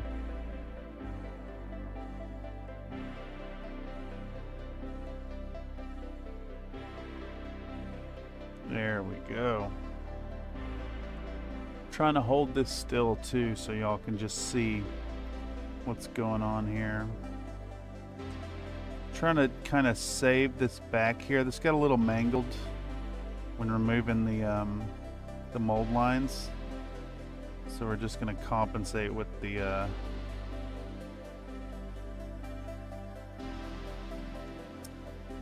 highlights there. Oh fuck, I got a little bit here. I was kind of thinking this is going to be metallic anyways, but I don't think it's going to be.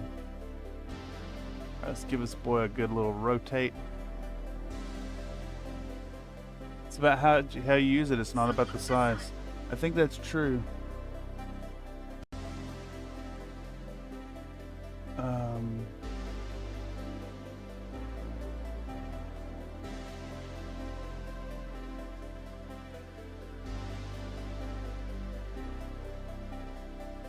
That message is kind of important.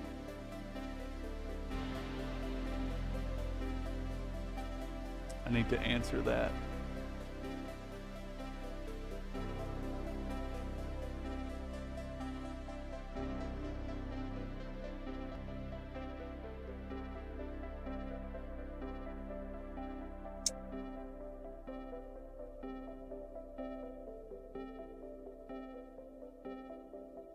What about?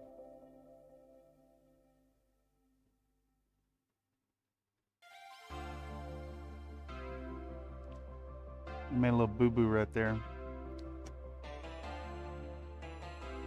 All right, let me answer that text message. Sorry, y'all. This is important. It is an important one. At Miles, don't you have a foreskin parka? What the hell is a foreskin parka?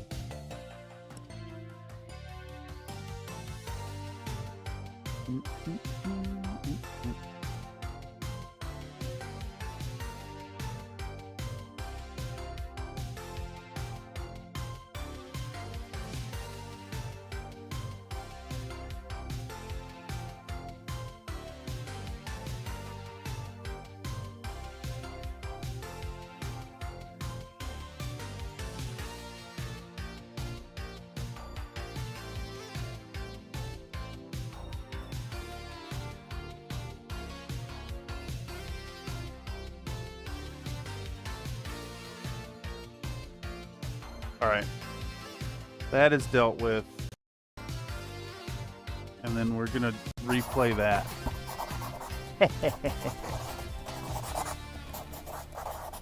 Yes, yes, yes.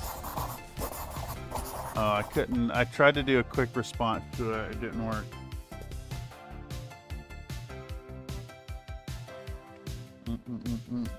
I'm tempted to send you a foot stick. The little coat to keep your sausage warm. Ah, yes. How am I supposed to plug it into charge? Beats me. Alright, so... Alright, I have an idea here for this section. I want to do little striations there to do our highlights. Bow, bow, bow, bow, bow, bow. And that'll add a little bit of depth. I'll do the same on the top, like right here. Right here. Bow, bow, bow, bow, bow, bow, bow. That's a little too subtle. I need to stir this paint really good. Bam, bam, bam, bam, bam, bam, bam, bam. All the way up it. Yep. There we go. We'll highlight that edge real bright.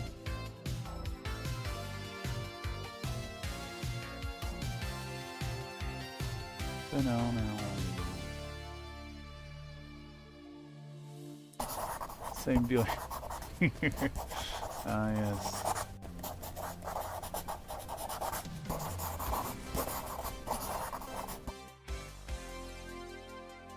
Ah, yes. 15 cents to draw peepees on the screen. And of course, if a moderator hasn't approved it, just toss a message in the chat.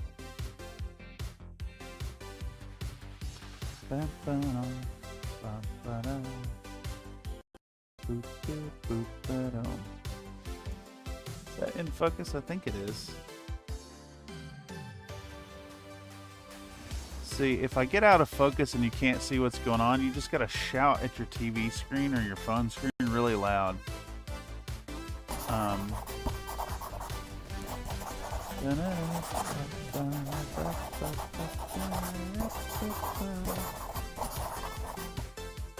Yes, yes, mods, yes.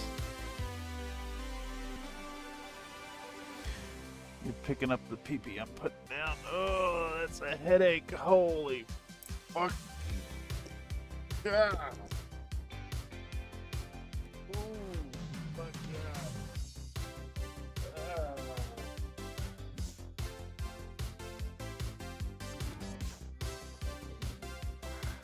God damn.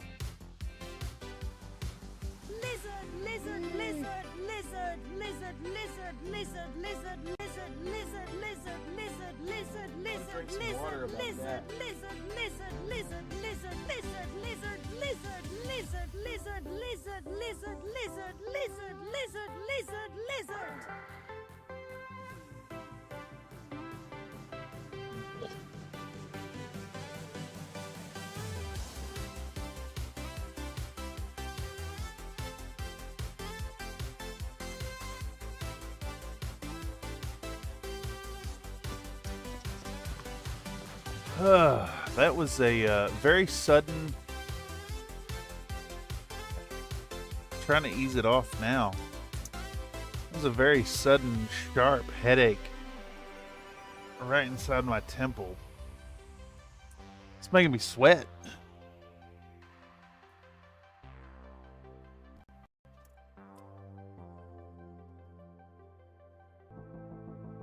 Hopefully it's just a dehydration and not like a fucking burst blood vessel or something. It's easing off. It's easing off. It's easing off. It's easing off. Or at least that's what I'm telling myself. It feels like it's easing off. Yikes. That was ouchie.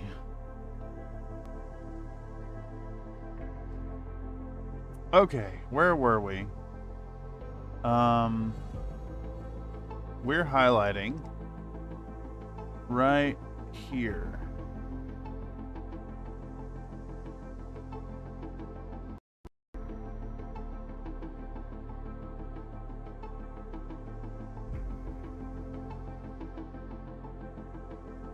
We're tracing those edges. We're edging the gray.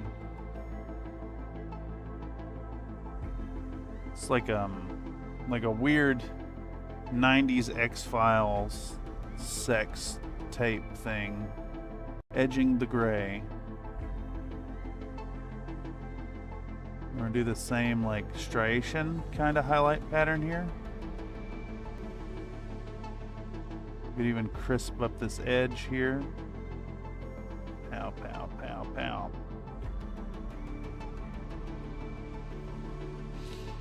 Let's come back down on this end. Racho. Racho. Ratar. Upper.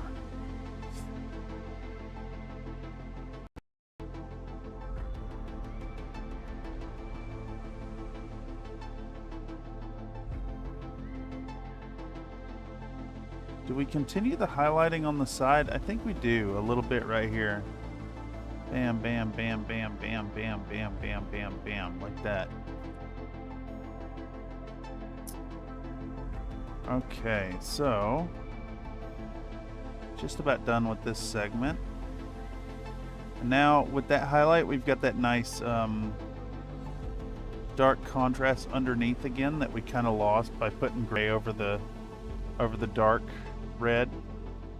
And we can work on the front of the thigh right here. Right here.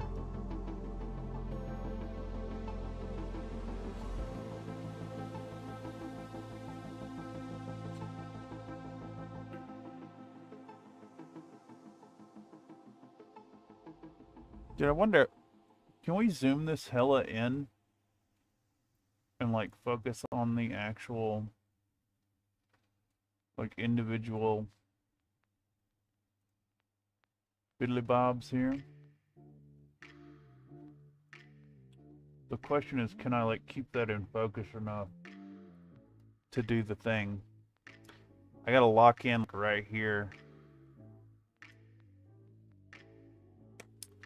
I will probably drift, but I'm gonna try not to.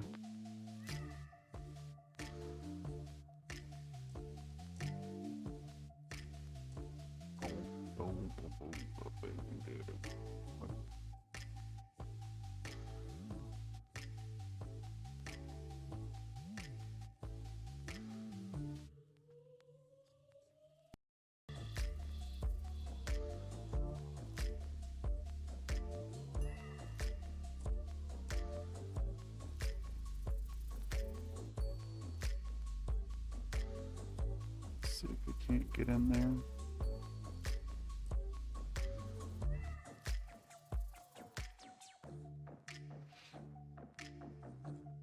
Try to get in that thigh right there.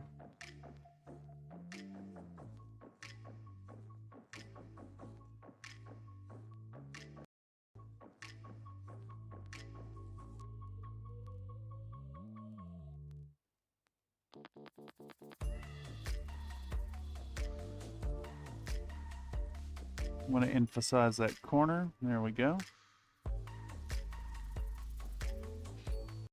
Where's next?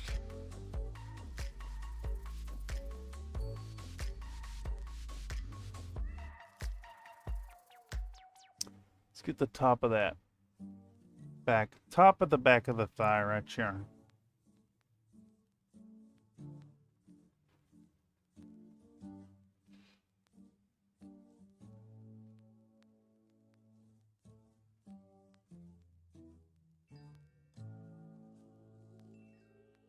I feel like we already did this a little bit here. The color is really blending in, if not.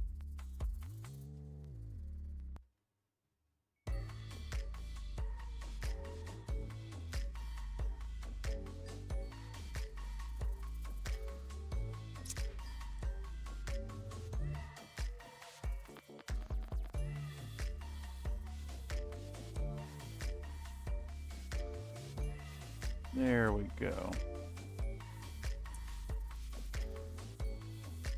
Trying to match like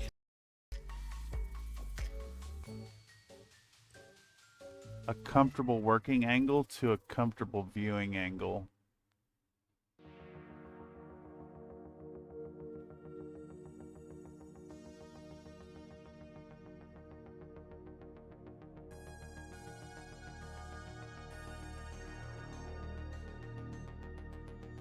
Yeah, I feel like we already did some of that on the back there.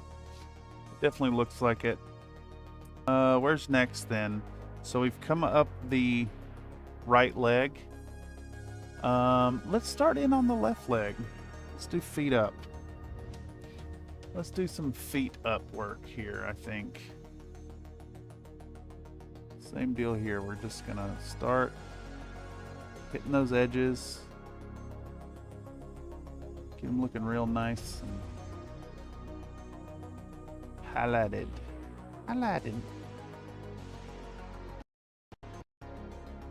Miller highlighted. I'll show you a comfortable angle. Don't you threaten me with a good time. I'll find some way to fake complain.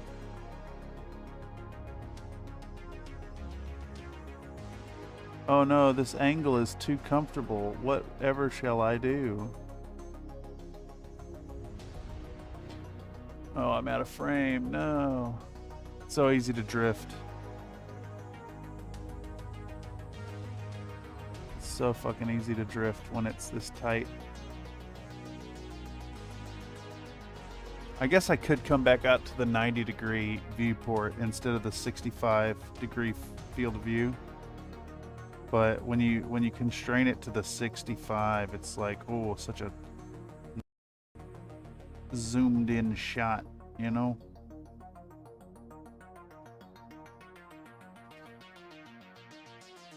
When dealing with these highlights, I think it's really neat to have it where y'all can see what the heck I'm doing.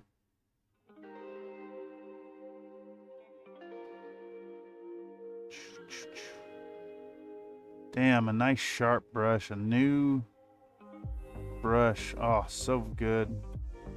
I need to put the affiliate link in every video or every stream at this point. These Princeton Art and Brush Co. brushes, so good, so fucking good. It's called Lying Down. I don't know about that, Nate. Sometimes, as a fat man, sometimes lying down sucks and is painful.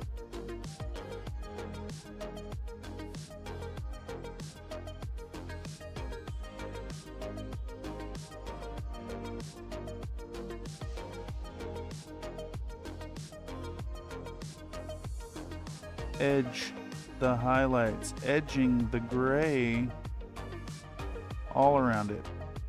Boom. Down that too, up here. Down that, up the front. So tasty, so good and so tasty.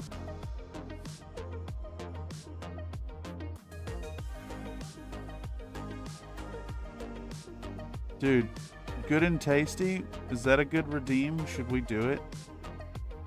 Is it offensive to his memory? I can't remember the guy's name.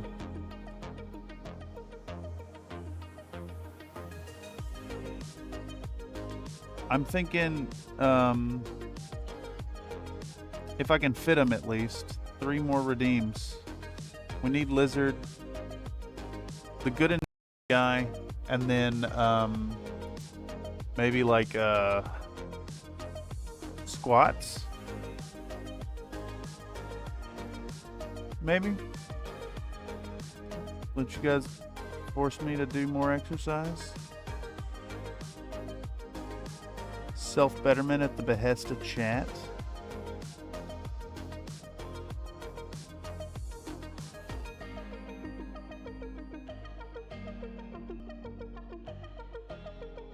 If you guys don't know about So Good and So Tasty, you should probably learn about it.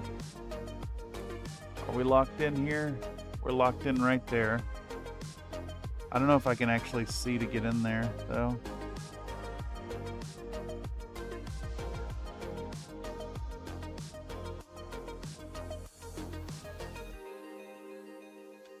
That looks decent.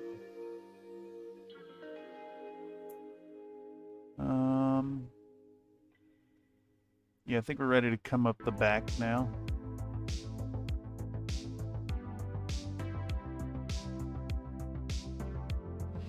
Around the top here.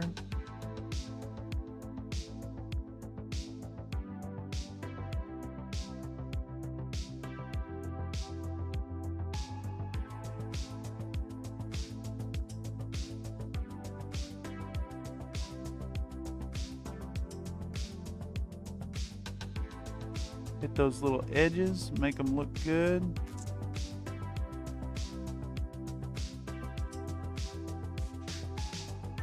I don't like what happened there. Let's put that shadow back in right here.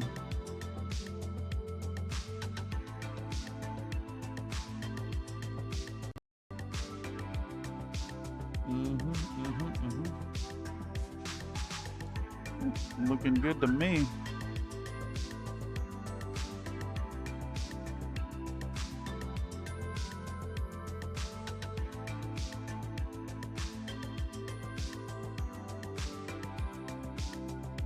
There we go. Let's come up the back of that thigh. Hit those sharp edges as well.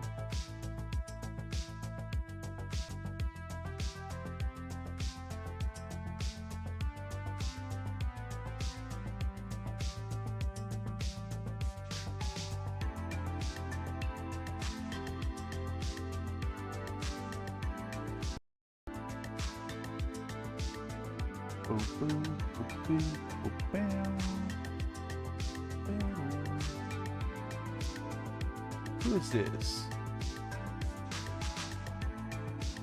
Can't tell who that is. Future Joust?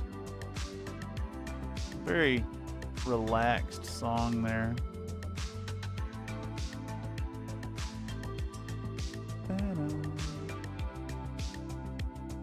I do like Future Joust. It's good stuff. That's why they're in a playlist, of course.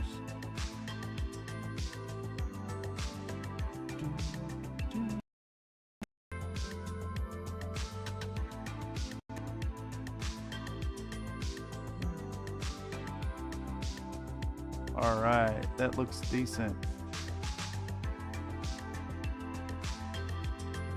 Let's run this down here, and then this is on a flat surface, but I think coming in and like highlighting the edge of that square add a lot to it. All right, so we've done both legs. Now we can start the upper half. Same thing here. Boom, boom. Edges everywhere. Hit those highlights. Make them work. Make them work for us. Reinforce the work. Bring a little visual interest to the boy. I still don't know exactly where we're going to come in and do metallics back here. I'm kind of thinking these vent ports, but I'm not really sure exactly yet.